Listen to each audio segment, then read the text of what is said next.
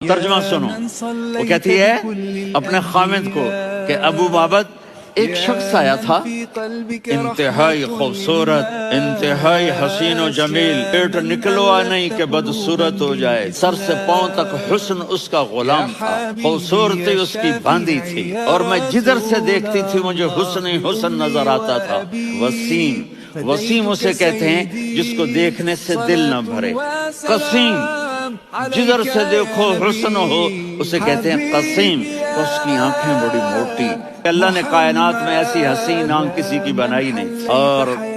پلکیں بڑی لمبی حسن کو بڑھانے کے لیے، داڑھی بڑی خوبصورت تھی، زبان میں آواز میں جادو تھا، آواز میں کشش تھی، گردن لمبی تھی، سر سے پاؤں تک حسن و جمال تھا، جب وہ بولتے تھے نور چھا جاتا تھا، جب وہ خاموش ہوتے تھے وقار چھا جاتا تھا، سینہ اور پیٹ برابر،